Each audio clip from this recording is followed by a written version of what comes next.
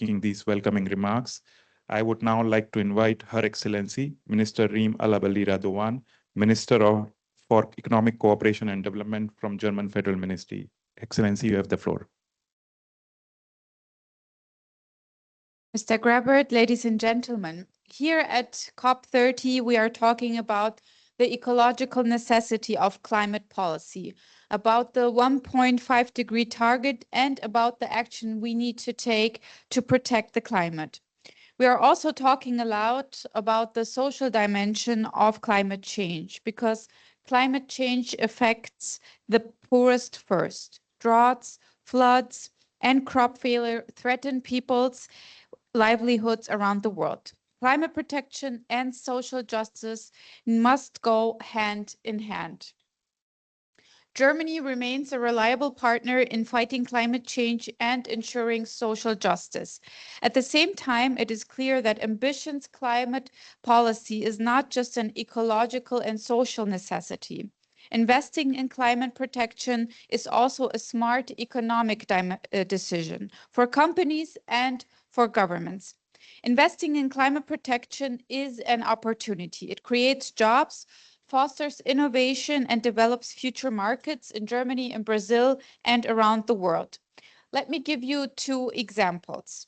Firstly, the metro in Sao Paulo, a city that struggles with countless traffic jams and major air pollution every day, like many other cities around the world.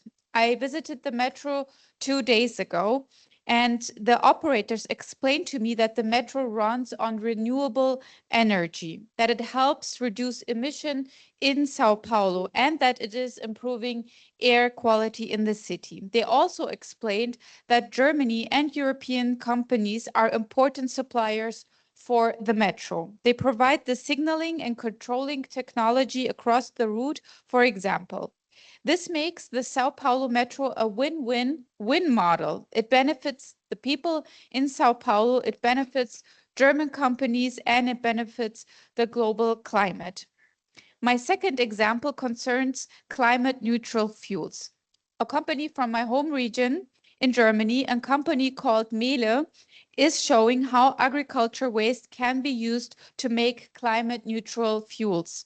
In the Brazilian state of Paraná, Mehle and its Brazilian partners are turning waste from pig farming into biogas. When combined with green hydrogen, this becomes a material for generating climate neutral fuels, which can then be used around the world. Mr. Tundermann from Mehle is here today and will tell us more about his projects in a few minutes. It is a project that is advancing climate-friendly transport, that is giving Brazilian cooperatives and farmers a chance to earn extra income, and that is creating new jobs in the forward-looking industry. It is a great example of how cooperation between Germany and Brazil makes both environmental and economic sense.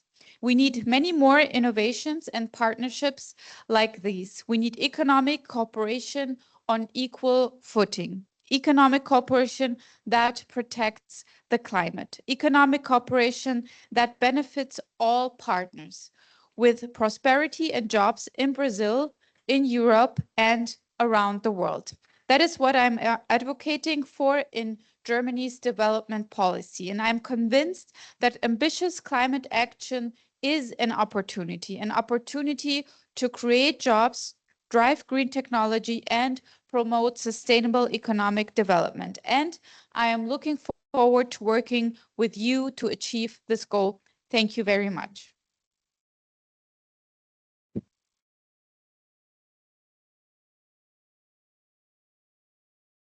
Thank you, Excellency, for this remarks. I would now switch to our next part of this session, which is a moderated panel discussion. Thank you, Minister, for being with us. And I would now like to invite our esteemed panelists, starting with Mr. Adalberto Maluf, who is the National Secretary in the Ministry of Environment and Climate Change, to come up on the podium. Mr. Luke Nakasa, who is the co-chair of Adaptation Benefit Mechanism, please be on the podium. Mr. Bernhard Lorenz, who who's the managing partner and the global head of climate and infrastructure with Deloitte. Ms. Kirsten Dunlap, who is the CEO of Climate Kick. Here, I guess we have all the panelists, and Mr. Tundaman who is the manager of the Melee Group. Mr. Tundaman.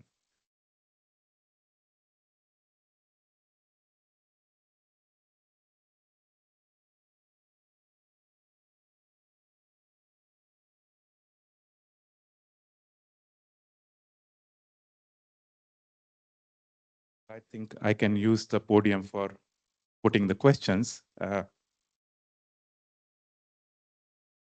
So in this panel discussion, we'll be exploring how innovation should be leveraged for climate and sustainability solutions.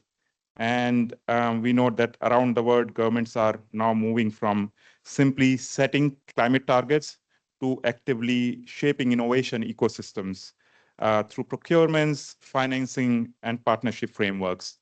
And they are not thinking their role just as regulators now, but want to move from their role as regulators to enablers of transformation. And keeping that in view, I'll ask my first question to Mr. Maluf, who's the National Secretary in the Ministry of Environment and Climate Change here in Brazil, to give his perspective. In your view, Mr. Maluf, what do you think?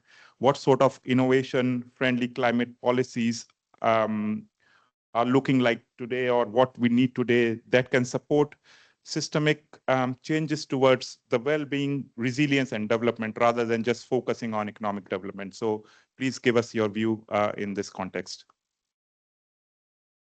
Hello, everybody. Good morning. It's a great pleasure to be here. Thank you again for an invitation.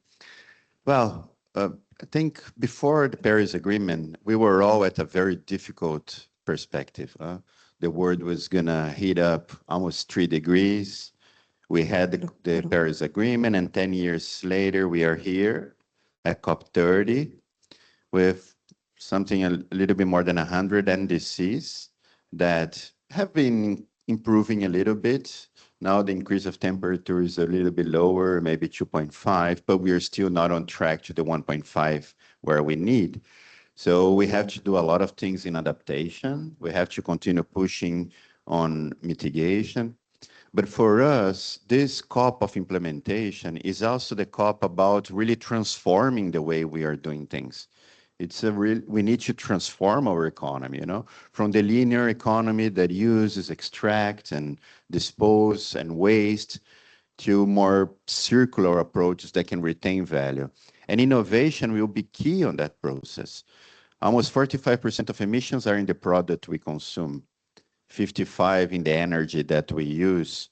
And both of these sectors, innovation has been driving a lot of things. In our case, we did this ecological transformation plan led by the Ministry of Treasury, Finance, which integrates the climate plan, the new industry plan, like all the different plans from the government, trying to bring innovation as one of the key elements. After many years without really having big investments, in the last 2 years, we had 10 billion reais approved, 20 times more than the previous government have done in R&D money to foster innovation, both in adaptation and mitigation. But we were able to approve different legislations that would demand, for example, the fuel of the future, which demands, clean fuel for aviation, for ships, biogas mixture in the blend of normal gas. At the same time, we approved the climate fund that could finance it. We went also from 200, 300 million funding per year to 10 billion funding per year in the last 2 years, 20 billion.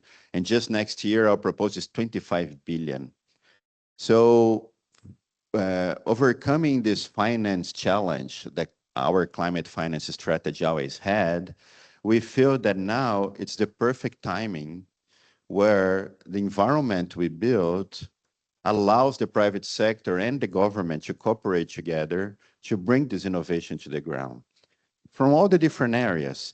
In our case, we did a program called the Green Resilient Cities Program, which has different areas like sustainable mobility, low carbon technologies, nature-based solutions, circular economy, green areas. And it's led by the Minister of Environment and Climate, Minister of Cities, and Minister of Science and Technology, the three together on a rotating presidency every year, with the same power on the board to approve where the money and the actions go with states, cities, and civil society. So this multi-governance structure, multi-sectoral approach we are doing has created this governance structure that at least now we are all together trying to move. We all know the challenge, we're evaluating the possibilities. We created a bank of projects. We brought a lot of international partners to support these projects to move, because we know that a lot of the projects are good, but very, they got stuck in the middle of bureaucracy and you need a little thing here or there. And that's what we want to do. We want to get project by project and really help the cities and stakeholders to move. I think for us, innovation is probably the only way that we can get back to 1.5 track. But in order to have innovation, we need to have cooperation, public-private cooperation, so that together we can build the solutions. Thank you. Thank you, Secretary Maloof, for bringing that perspective into the conversation. I would now switch to Kristen. She's been spearheading the work of innovation in Europe for so many years as CEO of Climate Kick. And we all know that true transformation happens when research, businesses, governments, and communities, they come together and co-create solutions. From your experience, Kristen, what do you think, what makes an innovation ecosystem really thrive actually? And how can we ensure that these ecosystems, while globally connected, yet remain locally grounded, especially across the global south, because this is what we experience, that generally global south look for developed economies to look for solutions there, despite of knowing that there are existing solutions, local solutions that they can scale up, they can promote. So what's your take on that? Thank you very much, Nitin. And yes, I would want to build immediately on exactly this notion of what innovation is when we're naming it, because very often it gets confused with invention. And we are not talking about invention. We are talking about the transformation of a community, a business, a country, a self, a set of value chains and supply chains. And for that, we really are talking about relationships between what is an existing status quo, what is an existing set of assumptions, and something new coming into that that changes the underlying structure and the underpinning set of assumptions, or indeed stocks and flows, whether that's the way we define materials in a linear way or in a circular way, or the way in which we have things moving. And so then that brings us to this question of innovation ecosystems and how you set that up as a mechanism for getting sustainable economies to work. Our work has been in the Global South, particularly on innovation ecosystems in Tanzania, Sierra Leone, Madagascar, Nairobi, Bangalore, Mexico. All of this has taught us. I was thinking about how on earth do I boil this down, because it's a huge question. And I decided there are 8 things that are critical.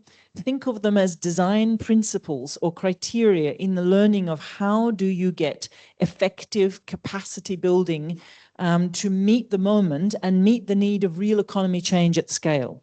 One is baseline studies, really starting to understand what's the genomic understanding of what we're dealing with, the way in which existing economies are structured, their flows of resources, their stocks of resources, their understandings about poverty, distribution, wealth, concentration, and so on, so that you can understand what it is that we are innovating, not just technically, but socially and economically. And there are groups like Cleantech Group and Startup Genome starting to look at how do we map those kinds of baselines. The second is really working to identify actors by building on an existing system, because there are hundreds. We run one of the biggest green business ideas competition across the world. It's called the Climate Launchpad. And one of our #1 learnings is never underestimate how many people there are in every local context who are doing extraordinary work, solving everyday problems. finding them, bringing them together and building on what they know how to do really helps stay very grounded with local wisdom and local knowledge. But that means creating space for emergence, of allowing for the fact that new people will constantly show up with things that they are working on, and you need to create a space for working with them. The third principle is thinking about the reality of ecosystems. And that really means sometimes taking ecological metaphors is helpful. Are we building a system of entrepreneurs in Brazil, Colombia, in Nairobi, and Bangalore that is like a coral reef, where there is an infrastructure to support and many different actors, like different species, working with each other? Or is this more like a rhizomatic system, where there are networks of networks, they know of each other, they replicate, they can be picked up and broken and put back on the ground, and they will rebuild rapidly, starting to design innovation design and support to enable that kind of thinking, and thinking about human systems for doing that. So we think about positive tipping points, positive incentives for people. The fourth principle is around accepting that we have trained ourselves for decades to want to try to run competitions to find the best solution. It's like constantly trying to choose between VHS and beta technology, if you think back to the original days of video. And yet we know that all the solutions we're coming up with are really partial. We need multiple partial pieces of puzzles to come together as one full jigsaw. So that means we need portfolio approaches. Innovation needs to be constructing portfolios that are not financial distribution mechanisms, that are place-based, grounded in local communities. So it does make it possible for local actors, whether they're dealing with cook stoves and changing cooking fuels, or they're dealing with heat stress in human settlements, or they're dealing with water management or climate smart seed, to be able to connect their solutions through and the relationships that make it possible, so that the way in which maybe a line of credit to support angled solar panels under which you can cultivate goji berries and rehumidify land connects to financial and insurance mechanisms, and you start to have economic systems picking up. But you don't get to that if you keep trying to do things in individual solutions. You have to run a portfolio approach. The fifth point is on taking time to ensure multi-year support, and particularly our learning is flexible funding. Every time we arrive with baggage in the form of KPIs, in the form of a set of assumptions about what good looks like and what success will breed, what good sustainable development is, we crush or we overlook or we ignore, and we fail to learn from wisdom on the ground. We need money that is fully flexible and a support system to enable individual entrepreneurs, women, communities to engage with one another and take the choices they need to make. And then that leads to the sixth point, which is providing some gentle, safe scaffolding and directional signal, for example, around gendering. We know from our work across almost all the sub-Saharan African contexts and Indian contexts, the more we create some positive reinforcement and incentives to enable women to take the lead, the faster, more secure, and more responsible the return on that effort is. And that has a lot to do with a sense of care, of longitudinal care. The seventh point is on really enabling learning and adjacency. Ecosystems thrive because individuals are able to learn from one another and speed one another up. And that power law associated with creating the infrastructure for learning and radical collaboration across different geographies is one of the best ways we've learned to get global initiatives to really pick up from local ingenuity. And the last one, maybe most importantly, so often overlooked. The world is full of extraordinary individual brilliance, like droplets of water that are so desperately needed in parched landscapes, but they don't form watersheds unless there is a form of orchestration, of really like mycelia structures, organizations that are acting as intermediaries to connect, to relate, to convene, to make space for people to learn from one another. Learning is work. It requires time and it requires safety. And innovation to work needs to have that kind of infrastructure. Thank you, Kristen. And I guess on your last point, that is exactly what we are trying to do here at Innovation Hub, trying to bring all these drops together so that we can have this comprehensive package that can result into innovative ideas and solutions. We have heard from Secretary Maloof the national perspective, and from Kristen a non-profit perspective. I'll move on to Bernhard now, bringing in more private sector perspective as he's leading the global practice of climate and infrastructure in Deloitte, one of the world's largest advisory firms, and working very closely with private entities on solutions. So we all know that innovation is rarely a solo act, actually. So from your experience, Bernhard, what sort of partnerships are essential and hold the most promise to accelerate climate and sustainability solutions at scale? What's your take on that? Thank you, Nitin, and thanks for having me here. Great to be back in the Innovation Hub. I'm really a big fan of the work that the UN with Innovation is doing in this hub, and good to see that this will be continued. And Mr. Secretary, thank you for your opening remarks also on Brazilian's policy in this area. Very impressive what you brought together in this space here, going through the streets of Belém last night. Really can see a lot of changes and innovation taking practical place. I really liked your comments on what the government is doing with foreign and our public investments coming from different sources. And Kristin, the way that you describe ecosystems is absolutely key, right? The one thing we learned over the last 50 years, I would say, of innovation and technology throughout the digital age is that it only can accelerate if we get the right ecosystems in the right kind of setting together and give them time and space to develop. I would like to add to the two speakers' points two additional thoughts regarding the question, Nitin, that we're discussing here, how we can innovation getting really into what an innovation is. Because let's not forget, innovation, Joseph Schumpeter's definition says that the breakthrough of an idea, it's not an invention, it's not something that somebody has an idea. It makes only to an innovation and qualifies if it has a breakthrough on the marketplace. And that automatically, speaking about markets, need private actors as well. So I think, to be honest, I agree with the Secretary that, of course, Paris was a breakthrough in our understanding of the transformation of industries and societies. And I have to say, I was in the camp after Paris, and while I was in Paris, we thought we know everything what it takes now. We had a really clear plan about transforming societies and industries. It started, of course, in Europe in mature economies like in Germany. We came into plans in 2017-18. So I was involved in the planning for the Green Deal. That was a breakthrough of really with ambitious targets and clear implementation strategies to transform societies. And if you would have asked me in 2020 about which role will innovation play, I would say, yeah, innovation is always important, but we know the basics. We have to do what is important, and to scale this up. And that was particularly in the energy transformation, which was the first big transformation we successfully succeeded in Europe. Basically, a massive rollout of renewables, building the grid up, having some backup capacities based in the long term on green hydrogen. So that was it.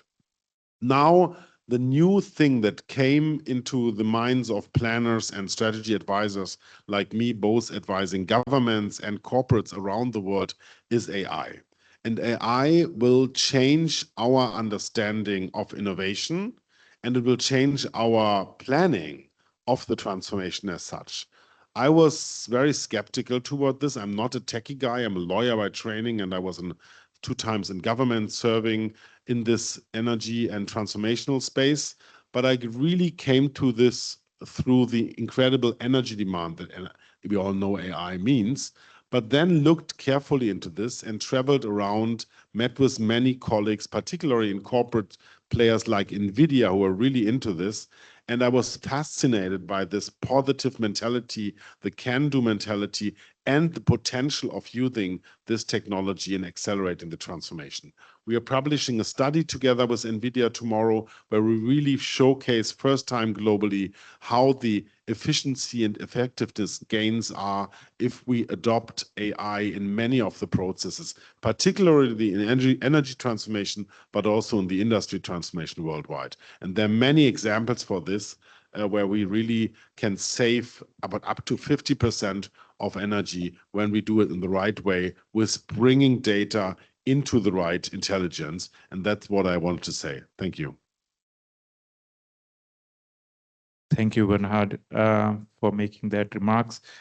I'll switch on to a different aspect, because when we talk about innovation, mostly the discussion happens around mitigation technologies. And we also notice that globally, mitigation technologies and mitigation related solutions attract major investments.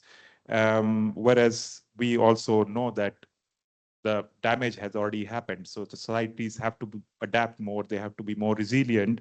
Therefore, we need more finance and more investments for adaptation. And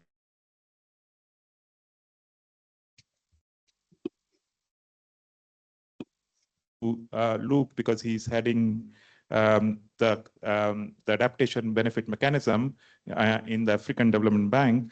How can we redefine adaptation as an investment opportunity? It's always been seen as something which is not going to attract return on investments. So what's your take, Luke, on that, and how the new mechanism that you are co-chairing actually in the adaptation benefit mechanism can attract more investment, and how this shift can happen? So give us your view. But thank you, Nitin, for having me back to the UNFCCC Innovation Hub, and I'm pleased to be part of this panel. It is true, you have mentioned it, that if there's one aspect of climate action that really need innovation to capture what people are doing at the grassroots level on a daily basis, they are innovating by necessity to cope with climate shocks.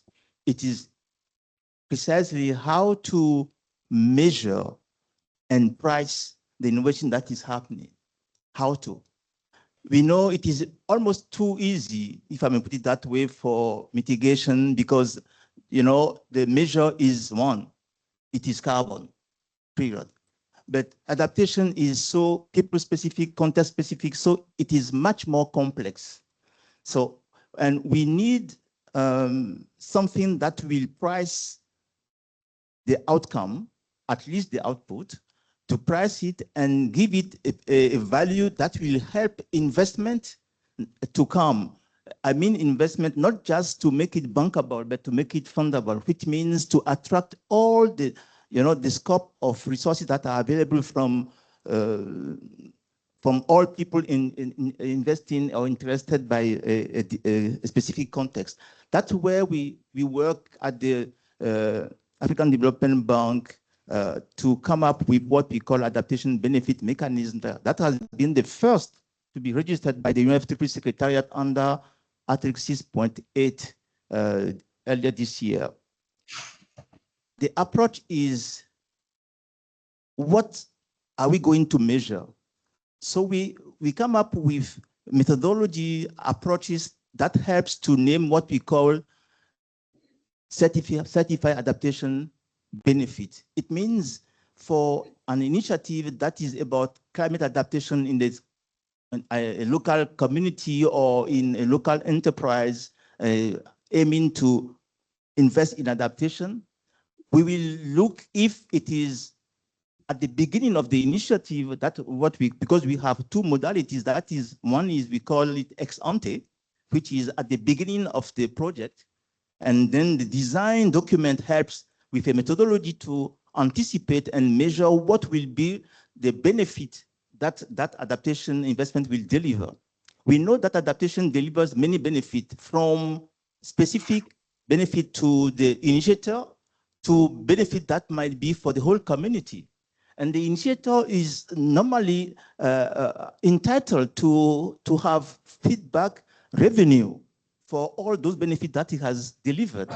So from the beginning in the ex-ante model, the methodology helps to anticipate what might be those benefits and price them, and we call it certified adaptation benefit. And the price is related to what is the amount of damage that is prevented, for instance, and then what might be the cost if that damage was not prevented, and then we come up with a price for that what we call certified adaptation benefit. On the other hand, the second modality that we call ex post is a way of ensuring that what has already been done in an investment for climate adaptation gets some sustainability resources to, may I say, continue doing it, or rolling it out elsewhere. It means what has been done, we can step in, measure the benefit, price them, and have resources then brought back into the context to do more about that. And that is ABM. And the ABM, we have, of course, I'm privileged to be one of the co-chairs of, we are two, of the adaptation benefit mechanism. And we are here at the COP about to release the first certified adaptation benefit. And there's many more in the pipeline. Thank you, Luke. And it's definitely a very concrete example of innovative financial instrument which should be leveraged for adaptation finance. And we need many such actually innovative financial instruments for mitigation as well as more in adaptation. I will now move to Mr. Tundaman, who's working on concrete projects here in Brazil, innovative ideas. We often see that across sectors when we talk about, for example, biogas or hydrogen, digital monitoring or green financing, promising solutions often get stuck between piloting and scale. We all know that. So what do you think, what ecosystem conditions, be it policy incentives, grid access, feedstock logistics, financing, currently actually inhibit these innovations from scaling up, and how could these barriers be addressed? So give us your perspective, Mr. Tundaman. Yes, thank you very much, first of all, for this invitation to this meeting. Yes, as a constructor and developer of biomethane projects, we have the challenge to use the big huge of biomass and residues which we have in the south of Brazil. The south of Brazil and its animal production is a very big economical factor and also has some great social influences. And we are in the region of the western part of Paraná, and we are treating about, in our project, treating about 13 million cubic meters of residues from pig and poultry production every year. It's a huge quantity, and these residues are causing a lot of problems, causes the contamination of water and soil contamination, and causes methane emissions in open lagoons and so on.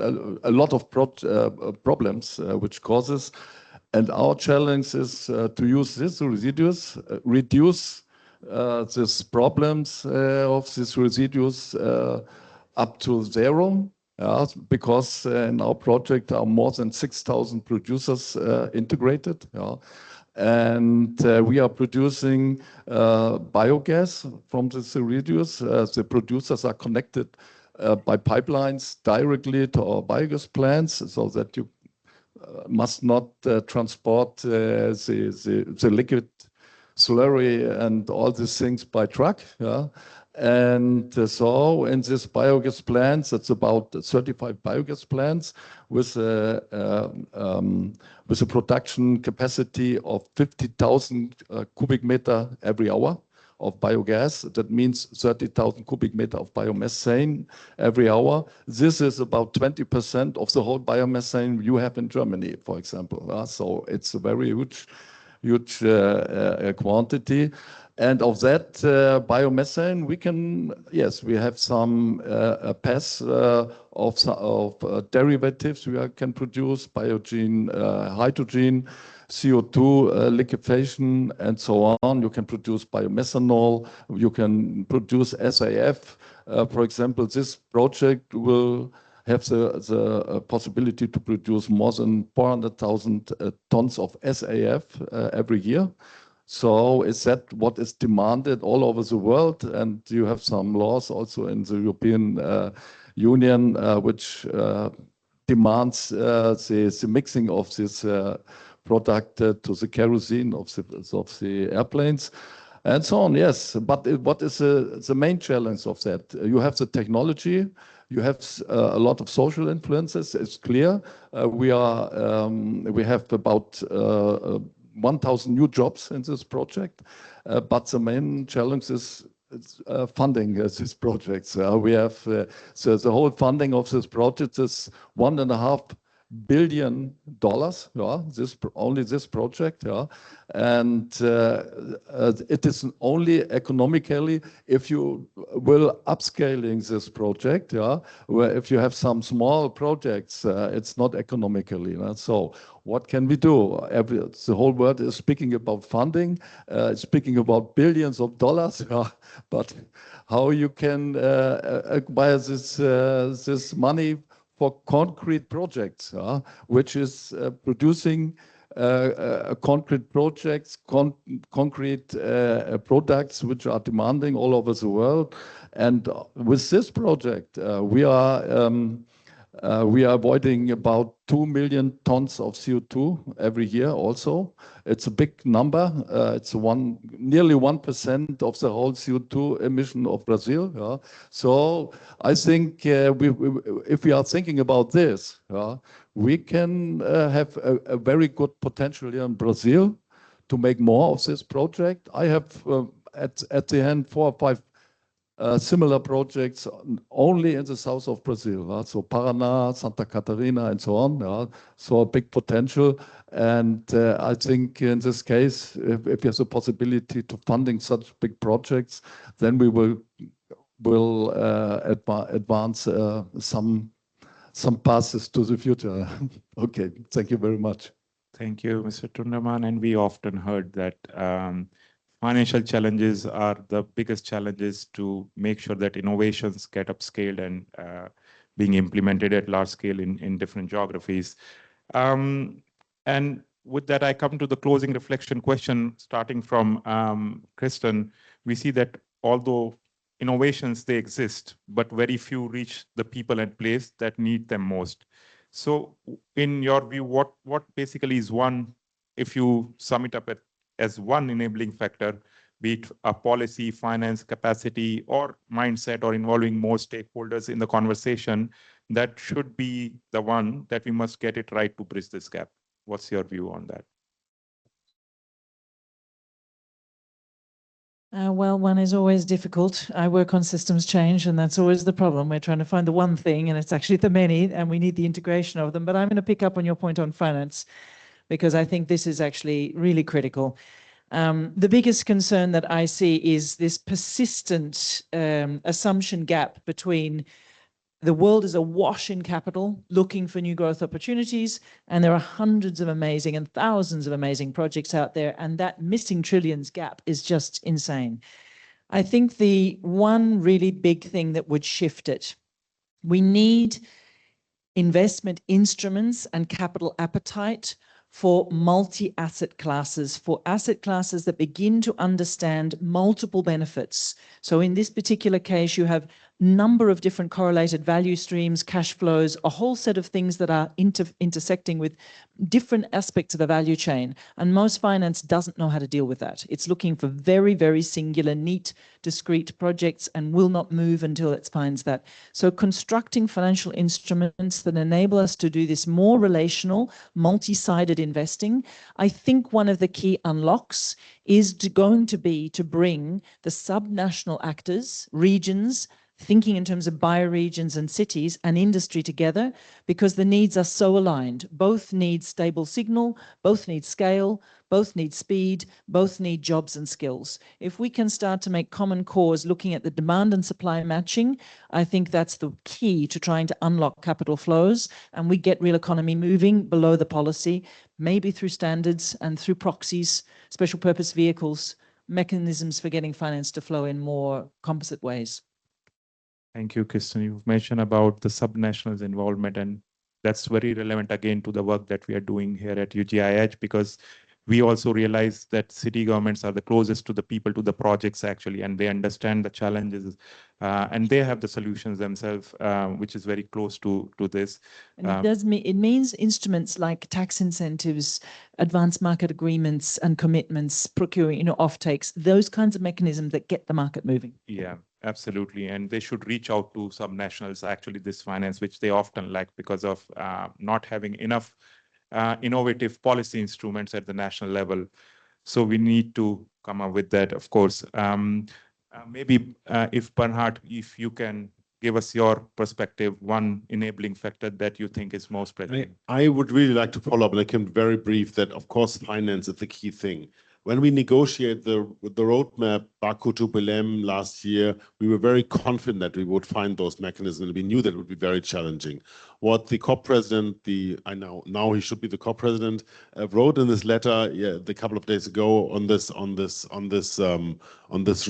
and the structure of this roadmap is very encouraging. It reflects many of the things that Kristen made, and I think this 5 R's cannot be overstated, and we really should take this as a starting point of a conversation for the next 2 weeks here in Belém. Thank you. Thank you, Bernhard. Mr. Radovan, what's your take? One enabler. Yes, it's like I said before, we have to look how we can organize the funding of such projects. Yes, we can speak about innovation and so on, but you have a lot of technology, state of the art all over the world. It's not the big problem. The problem is to develop good projects, participate the people who are living in this region, because all this has also a social factor, to make new jobs, to make their life better. For example, here with residuals from animal production causes a lot of order, for example, and so how can you reduce that? You have a lot of influences, but it's not the big problem. The big problem is, okay, develop projects which are running, which are economically. This is not the factor, but the fact is how finance. And you need risk capital, because there exists not any business without a risk. It's clear. You have technology is okay. You have the business plans and so on. It's not the problem. But let's at least, if you are looking like a bank on the financing of such project, you will not succeed. So you need some part of risk capital, which should be granted or guaranteed by states, because the states are the player here. They want to make deals, and they want to make an advance of our problems. So they have to guarantee this, and at least they have some instruments, like banks. Sure, they give the money at least, some funding partners, I don't know. I think Deloitte has also a lot of connections with funding partners. So at least this is a challenge we have. And if we can guarantee this, it is not the problem to construct and to operate these plants. It's not the problem. Great. Luke, what's your view on this one enabling factor? Well, thank you. We tend to forget what we have done for carbon to be attractive for the private sector. It took us all the way to the Kyoto Protocol and beyond, and nothing of such exists for adaptation. We know by the CPI evaluation that around 5% of the whole landscape of investment goes to adaptation. But we also know that today, as we must continue investing to mitigate, that we must also now invest at scale to live with the unavoidable. I was once invited by a Chamber of Commerce to speak to an audience of business people. And I thought adaptation will be something attractive to them. So I started speaking about adaptation. And looking at them, I can notice that I was losing my audience. So I walked towards one of them. I said, "Sir, in what business are you?" He said, "I'm the CEO of a brewery company." I said, "So you consume corn?" He said, "Yes." "Where do you get the supply from?" And he directed a region. And so do you know that in that region for the last decade, the output in corn production had dropped by 15%. He said, "And so what? Don't you fear that your supply chain will be disrupted and then we might be out of business?" I said, "Is that adaptation? That is climate risk for company." I said, "Thank you, sir." So I changed completely all my rhetoric, and I told them, you know, people say that insurability is bankability. And if we understand that a climate risk to a community can be insured, then ABM, adaptation benefit mechanism, is something that should be attractable. And we need to build a conducive environment for that. We need to ensure that, you know, Article 6 of Paris Agreement is a package, is a blend. We must not just work for Article 6.4, or we must make the whole thing work. And we must understand that in Paris Agreement, it has been highlighted that climate action must be in the context of sustainable development, which means if you mitigate and not adapt, it is malmitigation. If you adapt and not mitigate, is maladaptation. So we really believe that the time has come for us to understand that approaches like ours, where we price, certify, measurable output in adaptation, is something for which we need a conducive environment from the local level to the global level with ownership at the national level.